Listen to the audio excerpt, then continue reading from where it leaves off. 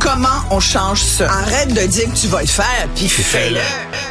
Bonjour Isabelle. Bonjour Mario. Alors ça va pas tellement bien à Saint-Jérôme, côté sans-abri. On avait un campement, le maire a imposé le démantèlement.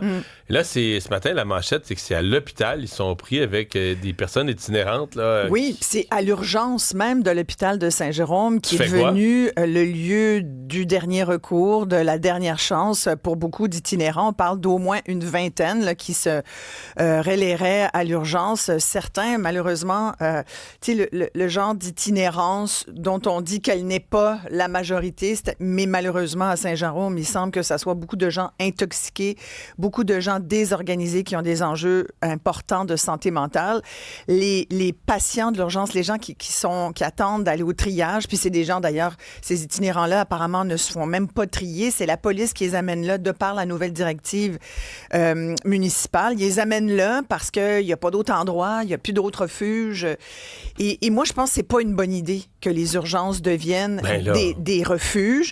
L'urgence, déjà, on essaie de désengorger les urgences au Québec dans notre mentalité hyper centro-hospitalière. Il faut à tout prix désengorger les urgences, surtout avec des clientèles qui n'ont pas d'affaires là. Tu sais, c'est pas parce que tu as une urgence, mais l'urgence, ça le dit. Je sais pas qu'est-ce qu'on comprend pas là-dedans. L'urgence, c'est une urgence médicale.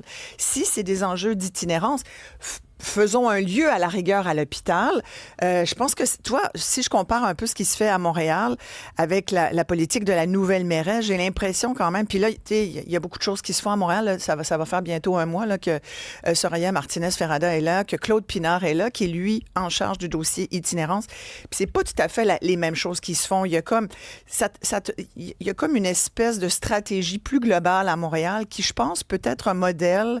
Écoute, je veux pas m'avancer trop, mais de ce que j'entends puis de ce que je vois sur le terrain, parce que je suis en lien avec beaucoup de gens là, dans le milieu d'itinérance, puis ils me disent qu'à Montréal, il y a comme quelque chose qui est en train de s'installer qui est complètement nouveau. Tu sais, déjà en partant, il y a cette espèce de groupe là, de cellules de crise dont nous a parlé Claude Pinard à mon émission il y a 2 semaines, où là, il y a des rencontres régulières. Je pense qu'ils se rencontrent aux 2-3 jours pour essayer de voir là, comment on fait les choses.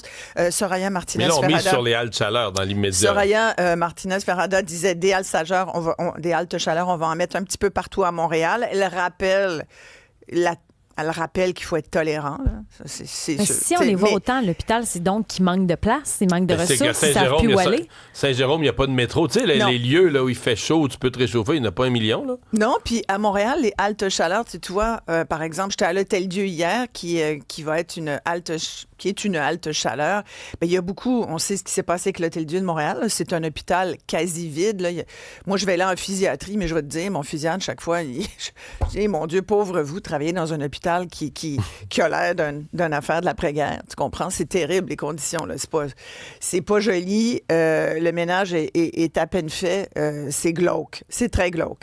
Fait qu'il y a des médecins, il y a quand même des départements qui sont là, mais il y a aussi des étages entiers où tu peux effectivement transformer ça en halte chaleur. Tu sais, une halte chaleur, c'est quoi? C'est un lieu sécuritaire pour des gens qui sont en situation d'itinérance pour qu'ils ne soient pas obligés d'être dehors au grand froid ou à la grande neige. Mais c'est parce et normalement, ils doivent aussi avoir accès, idéalement, à des services. Ben, c'est ça qui n'est pas simple. Parce qu'initialement, tu dis, OK, il faut qu'il y ait une place pour se réchauffer. Mais là, après ça prend des toilettes.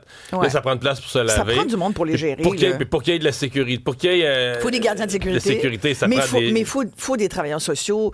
Tu sais, ça prend des infirmières, ça prend du monde là, qui sont capables de aussi gérer des cas. Parce que si tu as des enjeux graves de santé mentale, des gens qui sont en psychose, bien là, ça devient une urgence médicale. Quelqu'un qui est en psychose, faut le rentrer en psychiatrie quelque part, tu comprends? Faut qu'il y ait une prise en charge en santé mentale. Ça, c'est un enjeu majeur. Là, j'ai appris qu'il y avait le numéro 211. Moi, je connaissais pas le 211. Je sais pas si vous êtes au courant de ça. Oui, on connaît le 811. Oui. Info santé. On va le partir de 911. Ça va pas bien. Urgent. 811.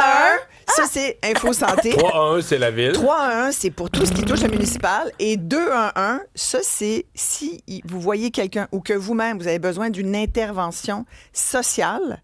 Ça a l'air que le 211 est là pour ça. Alors, pour tous les cas, vous voyez un itinérant 211, faites pas 911 forcément parce que, et à Saint-Jérôme, ils vont, évidemment, ça c'est Montréal, là, le 211, mais en tout cas, c'est un nouveau. Oui, c'est du Grand Montréal et Gatineau. Et Gatineau aussi, toi, qui ont 211 comme comme numéro, et donc c'est intervention psychosociale. C'est ça, exact. Et donc, voilà. Alors, mais tu sais, tu regardes ça puis tu dis, il faut qu'il se passe quelque chose parce que...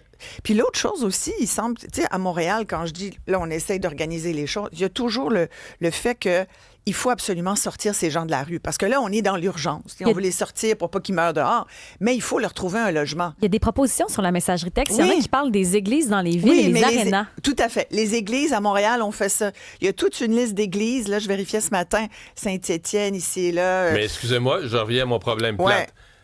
Quand les gens, puis je l'ai vécu là, à TV, à radio, je sais pas combien de fois, tu ouvres les lignes là-dessus, les gens ont plein de solutions. C'est parce qu'ils pensent premier niveau. Ils ont froid, faut les rentrer à chaleur. Mais si tu rentres des gens à chaleur puis qu'ils restent, mettons, 12 heures, là, de 8 heures le soir à 8 heures le matin, excuse-moi, là, ça te prend des douches. T'as pas ça dans une église. Des places pour faire pipi. Ça te prend des salles de bain. T'en as pas assez. T'en as assez si t'as quelques personnes. Mais tu peux pas... Tu sais, la grandeur de l'église, là, t'as une toilette. Ils mettent des toilettes chimiques. Mais là, faut que quelqu'un paye la facture. Ça te prend plein d'employés. Mais Mario, c'est comme dans les refuges. Tu sais, dans les refuges, là, t'en as avec douche et tout, mais il y en a, tu rentres, tu dors, tu ressors le matin à 6 heures du matin. Il y en a qui n'ont aucun service. Non, exactement. Puis il y en a encore, c'est une chaise. Mais c'est moins pire que geler dehors à moins 20. Sauf que ce que j'allais dire, c'est qu'il y a aussi l'important, c'est qu'en même temps qu'on fait ça, il faut pas perdre de vue là, que c'est global. Il faut intervenir sur plein d'enjeux. C'est-à-dire, l'enjeu, on le connaît, l'itinérance, mais il faut intervenir sur plusieurs niveaux. Il faut aussi regarder où est-ce qu'on peut leur trouver un logement, mais un logement stable. Est-ce qu'on peut... Puis j'ai appris qu'il y avait comme 300 logements qui étaient... c'est la mairesse qui le disait. Il y a 300 logements à Montréal qui pourraient être donnés à des itinérants. Là, on pourrait les mettre là-dedans, mais on peut pas les rentrer parce que ils se sont... Il manque de papier des fois. C'est juste ça. Tu sais quoi? Tu demandes à un itinérant, sors-moi ta carte d'assurance maladie, sors-moi ta carte d'assurance sociale. C'est quoi ton numéro d'assurance sociale? T'as-tu ton dernier T4? Parce que tu n'as pas le T4, tu peux pas avoir accès. Non, c'est ça. C'était quoi ta dernière adresse? Allô, les gens? C'est des itinérants. Ils n'en ont pas de maudite adresse. Tu comprends? Demande-moi pas mon adresse. C'est quoi ton code postal? J'en ai fuck all de code postal. Ça fait 5 ans que je suis dehors. Comprenez-vous? Des fois, le système... Mon Dieu, le système. Puis moi, j'ai envie de dire, urgence, bon, là, on est dans les urgences, mais que fait Santé Québec? Moi, j'entends beaucoup les villes qui s'organisent, puis on dit, oui, les municipalités. Mais tu sais, elle se trouve à être obligée de gérer ça, les villes. Mais c'est pas juste un problème de ville. C'est beaucoup un problème parce que Québec, il y a des années, a décidé de sortir des institutions psychiatriques des gens qui auraient dû avoir des soins. On a désinstitutionnalisé beaucoup les services de santé mentale depuis 15-20 ans au Québec. Tout depuis le monde est 35 ans. 35 ans. Ça fait longtemps. La deuxième génération. Là. Fait que là, tout ce monde-là se ramasse dans la rue ou dans les villes. On dit les villes, faites ce que vous avez à faire. Mais là, les villes, qu'est-ce que tu veux qu'à faire? Et moi, je vois beaucoup de villes commencer à prendre leurs responsabilités. Mais que fait Santé Québec, là, avec tous ces gestionnaires? Là? Hier, j'avais quelqu'un de Santé Québec, là. Talent, culture, engagement. Monsieur RH, qui est convenu qu'il y avait 106 nouveaux cadres à Santé Québec. Ils peuvent-tu avoir un plan de contingence itinérance? Sont-ils capables de faire ça? Là? Ils vont nommer les CIS puis les CIUS. Là, ça va s'appeler Santé Québec. J'hésite à te dire oui parce que on leur demande... Non, parce que les organisations, là, tu leur demandes de réduire les temps d'attente des chirurgies. Mettons que demain, tu arrives, tu as une nouvelle priorité, là. Faut que tu acceptes, tu dis, OK, tant pis pour les temps d'attente. Je dis pas que ça doit prendre le pas sur tout. Je dis qu'il faut qu'ils fassent beaucoup de choses en même temps. Ils sont plusieurs, ils sont bien payés. C'est une nouvelle bébite. Moi, je pense qu'il doit encore faire ses preuves. Fait que là, c'est le temps là, de prendre... Mais tu sais, c'est le gouvernement du Québec, là. C'est le ministère de la Santé et des Services sociaux. Tu sais, c'est ça, là. C'est 523 000 employés... 325 000 employés, 357 000 total dans tout le réseau, mais 325 000 qui sont passés à Santé Québec, ça fait beaucoup de monde. Tu peux mâcher de la gomme puis marcher en même temps, comme on dit. Fait que moi, je me dis, les villes bougent, commencent à bouger. Que fait le Québec? Puis il y a sans doute une responsabilité fédérale aussi. Ça prend de l'argent là, pour gérer tout ce monde-là. Ça prend des ressources. Il faut en donner. Les villes vont pas y arriver toutes seules, Mario. Ça, c'est sûr. Isabelle, merci beaucoup. À demain. À vendredi. À vendredi. À vendredi. Oh, je ne suis point là demain. Oui.